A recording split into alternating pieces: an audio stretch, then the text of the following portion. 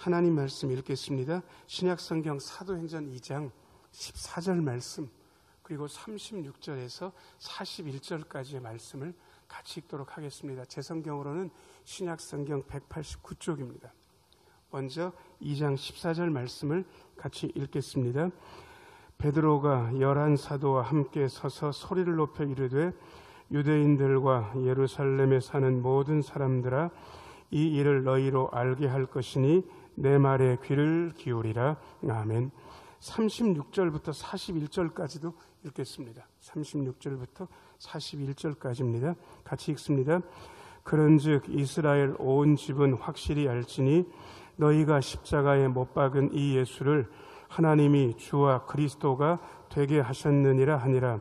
그들이 이 말을 듣고 마음에 찔려 베드로와 다른 사도들에게 물어 이르되 형제들아, 우리가 어찌할꼬 하거늘 베드로가 이르되 너희가 회개하여 각각 예수 그리스도의 이름으로 세례를 받고 죄사함을 받으라.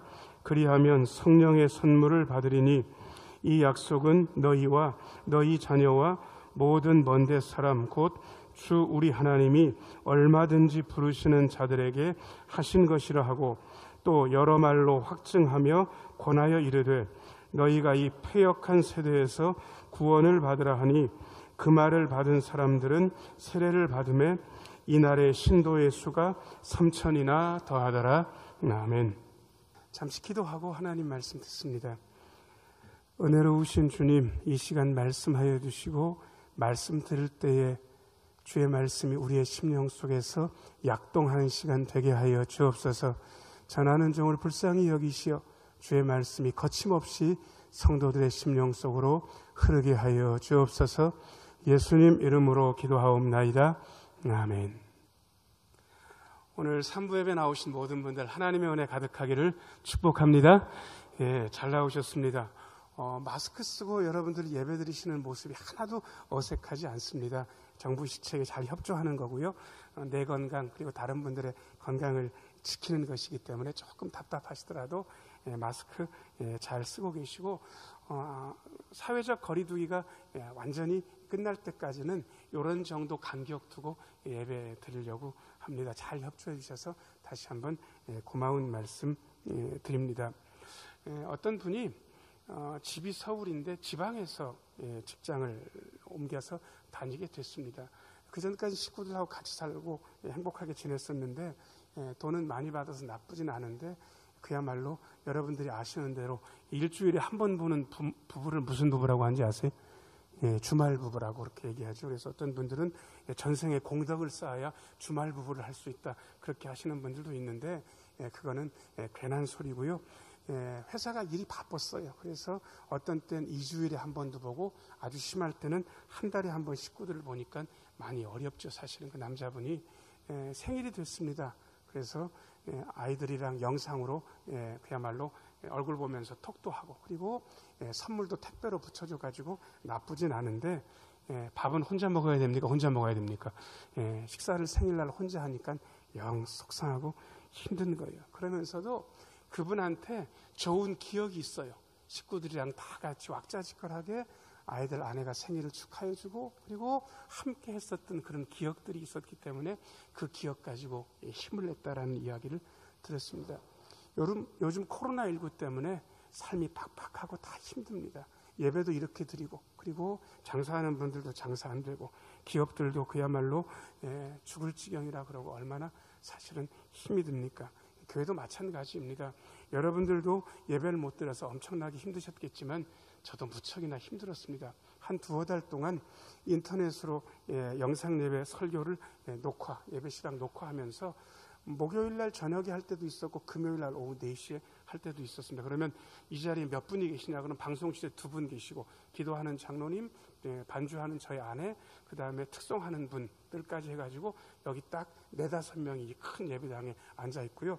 제가 그 4-5명 보고 설교를 하는데 설교가 영 이상한 거예요. 그래서 처음 설교할 때는 원고를 쓰고 설교를 읽어가면서 했더니 저희 딸아이가 나중에 유튜브 방송을 보고 하는 이야기가 아빠 하던 대로 하라고.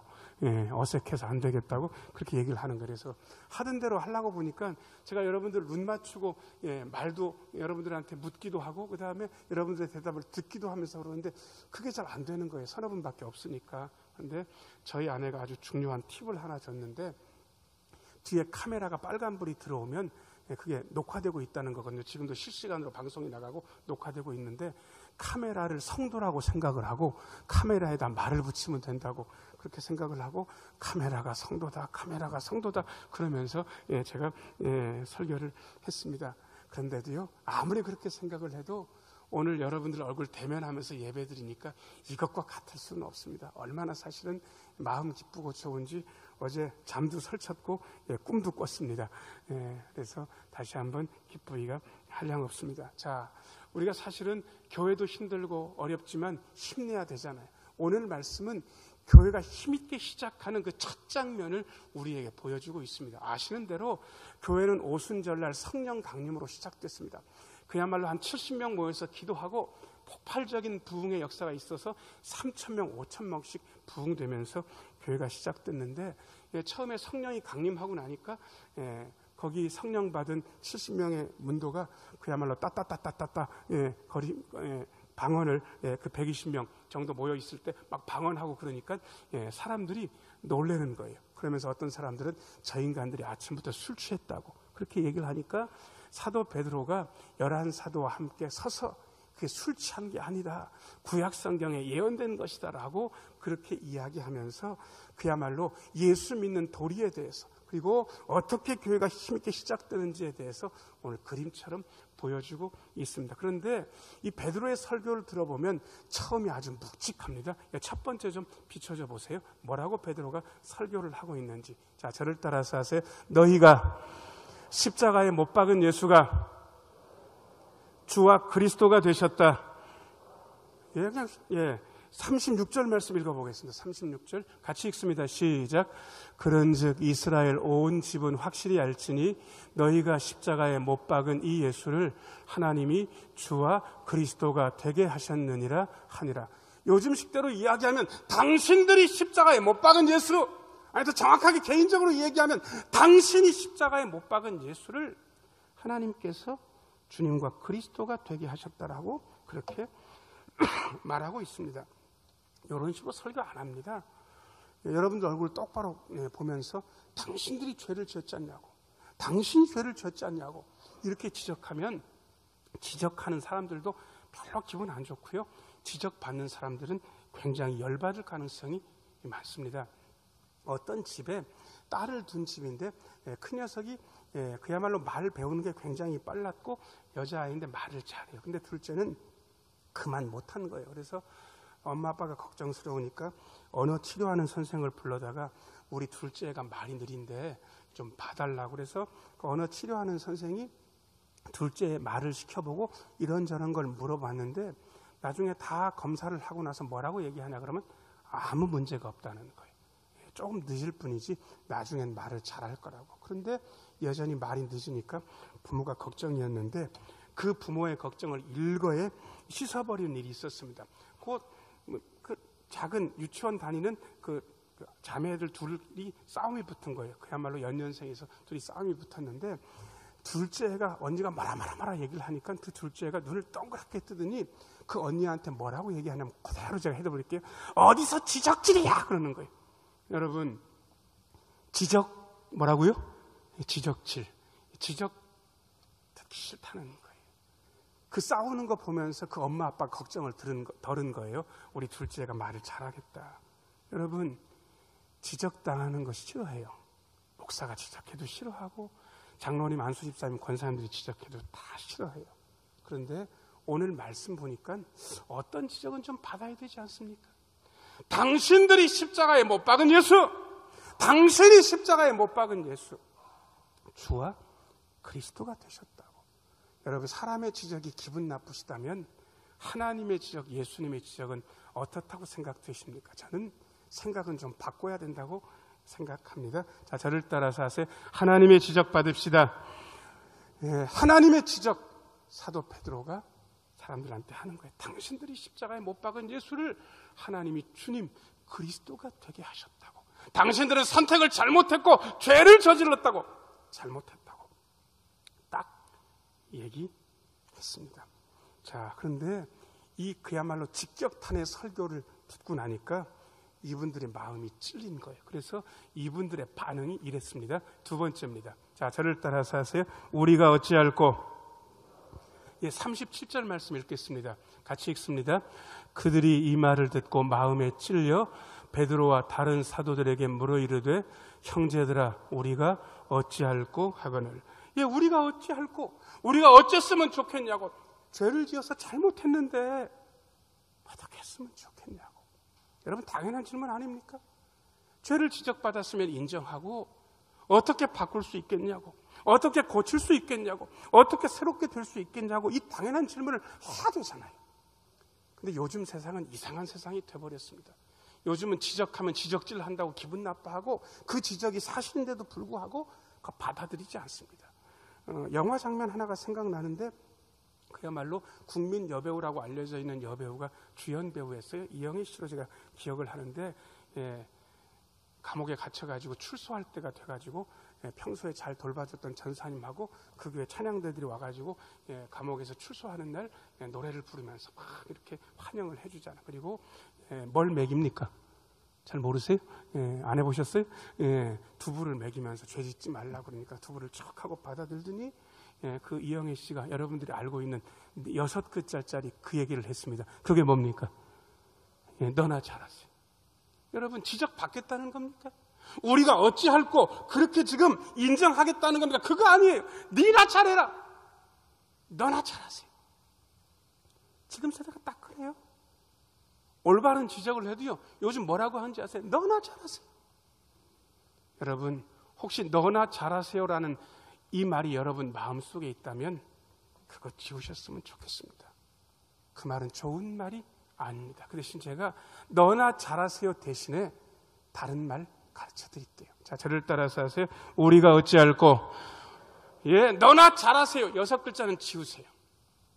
우리가 어찌할꼬. 이 말로 바꾸세요. 그래야 그 다음 단계로 나아갈 수 있고 예수 믿는 사람이 제대로 살 수 있습니다.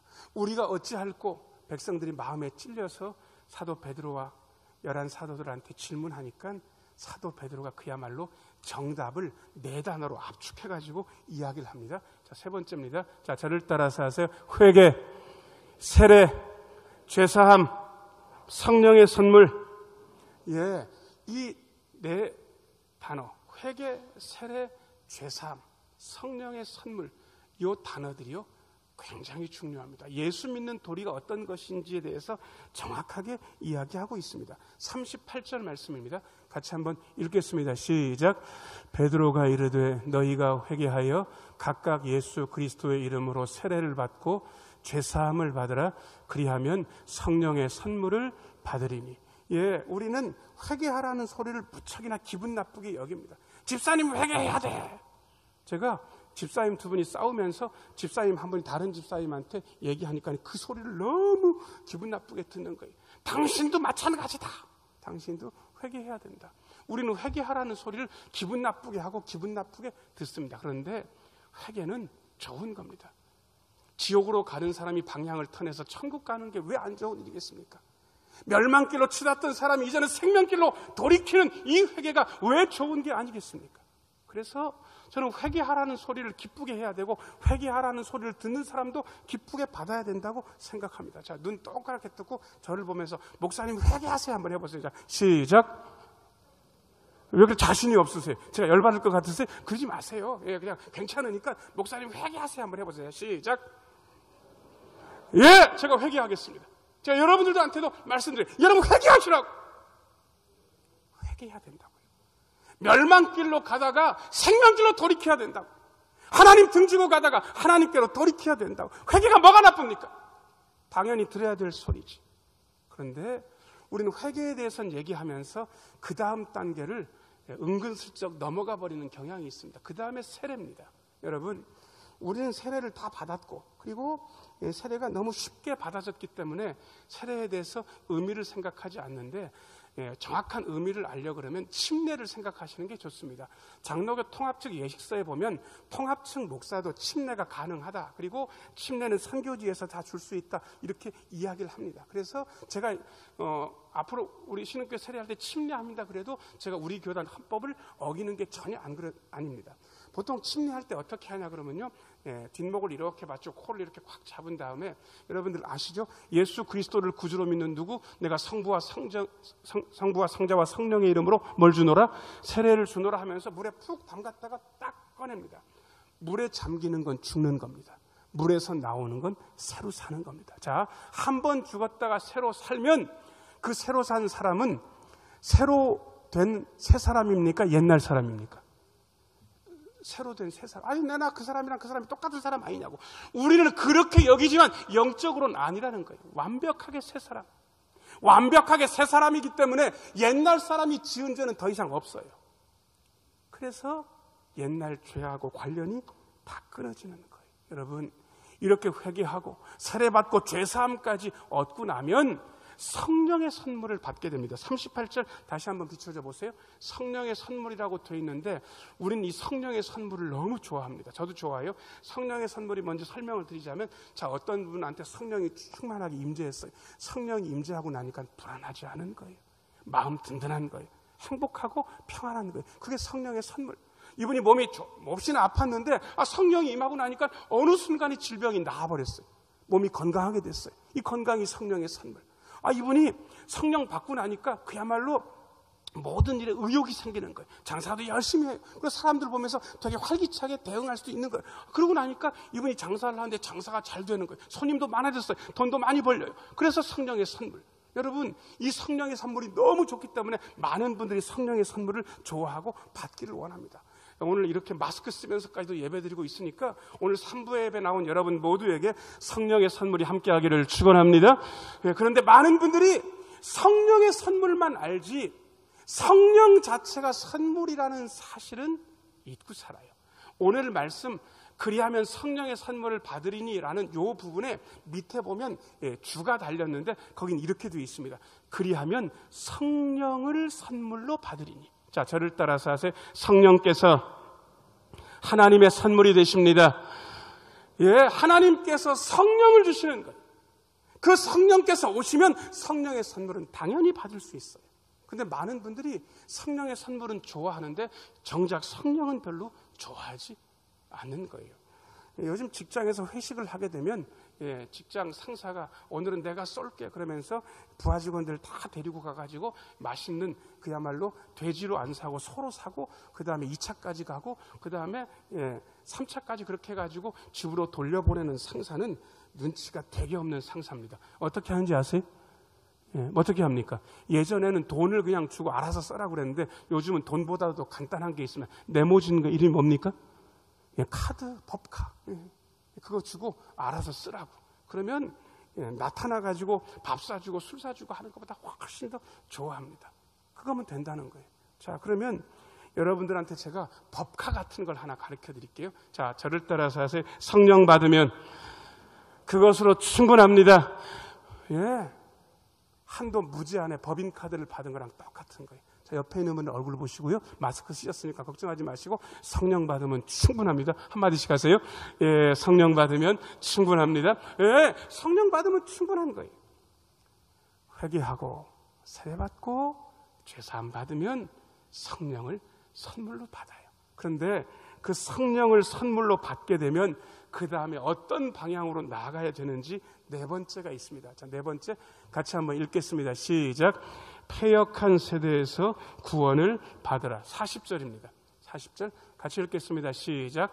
또 여러 말로 확증하며 권하여 이르되 너희가 이 패역한 세대에서 구원을 받으라 하니. 아멘. 세대, 이 세상을 어떤 세대라고 표현하고 있습니까? 패역하다고. 이 패역이라는 말 우리가 모르지 않아요. 쓰기도 써요, 교회에서. 근데 오늘 집에 계시다가 예배당 나오실 때까지 패역이라는 이 단어를 한 번이라도 써보신 분 있으면 손 들어보세요. 오늘 예배 마치고 집에 가가지고 주무실 때까지 나는 적어도 한 번은 패역이라는 말을 쓸 거다 예상컨대. 그러시는 분 있으면 손 한번 들어보세요. 아니요, 안 쓸걸요. 패역한 세대는 성경에 나오는 얘기일 뿐인 거예요. 목사님, 쉬운 말 있습니까? 있습니다. 자, 저를 따라서 하세요. 이 세상은 비뚤어진 세상입니다. 한 번만 더. 이 세상은 어그러진 세상입니다. 한 번만 더. 이 세상은 완전히 꼬인 세상입니다. 예, 비뚤어진 세상, 어그러진 세상, 꼬인 세상. 마음이 꼬인 분들하고 얘기 좀 해보셨어요? 얘기가 안 돼요. 말이 안 돼. 왜 꼬였는지, 왜 말을 그런 식으로밖에 못 듣는지. 이 세상이 그런 거예요. 여러분, 이 패역한 세상, 어그러진 세상, 비뚤어진 세상에 살면서 그저 세상 사람들이 하면 다 괜찮다는 여러분들의 생각을 버리시면 좋겠습니다. 예수 믿는 사람은 세상 사람들과 똑같이 살지 못합니다. 세상 사람들이 다 그 말을 한다고요. 우리는 그 말 해서는 안 되는 그런 말이 있어요. 세상 사람들이 다 그 행동을 한다고요. 우리는 절대로 해서는 안 되는 그런 행동이 있습니다. 세상 사람들이 다 가도 괜찮다고 그런다고요. 우리는 절대로 가서는 안 되는 곳이 있습니다. 왜요? 이 세상은 패역한 세상, 비뚤어진 세상, 어그러진 세상, 하나님을 거스르는 세상이기 때문에 그렇습니다. 성령에 대해서 얘기하면서 사도 베드로는 이 패역한 세상, 어그러진 세상, 비뚤어진 세상에서 구원받으라고 이야기하고 있습니다. 여러분, 어그러진 세상의 흐름이 어그러진 방향으로 하나님을 등지고 하나님을 거역하는 쪽으로 흘러가고 있는데 이 흐름을 거슬러서 간다는 게 얼마나 어려운 건지 아세요? 저는 참 신통한 물고기를 알고 있습니다. 연어 아세요? 강원도 가면 양양 옆에 남대천이라고 유명한 연어 산란지가 있습니다. 거기서 연어가 산란을 하고 나면 그 치어들이요 세상에 하류로 내려가면서 태평양 수천 킬로 바깥이 가가지고 거기서 다 큰 다음에 맨 마지막에는 어디로 돌아옵니까? 거기 양양 옆에 있는 남대천으로 돌아와서 거기서 산란하고 일생을 마칩니다. 연어의 일생이 그렇습니다. 저는 다큐멘터리로 본 적이 있는데 그 연어가 거슬러 오는 그 흐름을 보면서 얼마나 감탄했는지 모릅니다. 우리도 저렇게 살아야 된다. 세상의 중간에요, 이 길을 잘못 내가지고 그 시내를 동강 내가지고 시내가 없어졌어요. 중간에 길이 있는 거예요. 뭐 폭이 넓지는 않은데 세상에 그 연어가 그 길바닥을 펄쩍펄쩍 뛰면서 거슬러 올라가는 걸 제가 본 적이 있습니다. 여러분, 세상을 거스르는 영적인 에너지, 세상을 거스르는 성령의 에너지, 세상을 거스르는 거룩의 에너지가 이 패역한 세대에서 우리를 구원해 주는 것이죠. 자, 저를 따라서 하세요. 성령의 에너지가, 거룩의 에너지가, 기도의 에너지가 우리 중에 있게 하소서. 얼마나 어려운 때입니까? 근데 저는 거룩의 에너지, 기도의 에너지들을 이미 확인했습니다. 새벽에 중간중간에 은밀하게 오셔서 기도하는 분들이 많았습니다. 저녁 8시 전후로 해서 교회 오셔가지고요 은밀하게 기도하는 기도의 에너지를 가지신 분들이 참 많았습니다. 자기 자식들 이름만 불러가면서 기도했을까요? 절대로 그렇지 않습니다. 교회 위해서, 우리 지역 위해서, 나라 위해서, 그리고 여러분들 한 분 한 분들을 떠올리면서 기도했습니다. 그게 성령의 에너지, 거룩의 에너지, 기도의 에너지. 패역하고 거스르는 세상 가운데서 우리를 구원해주는 그 에너지. 우리는 그렇게 구원받습니다. 자, 그런데 이렇게 하고 나니까 좋은 결과가 생겼습니다. 5번째입니다. 자, 저를 따라서 하세요. 3,000명이나 신도가 생겼습니다. 41절입니다. 41절 같이 읽겠습니다. 시작. 그 말을 받은 사람들은 세례를 받음에 이날의 신도의 수가 3,000이나 더하더라. 아멘.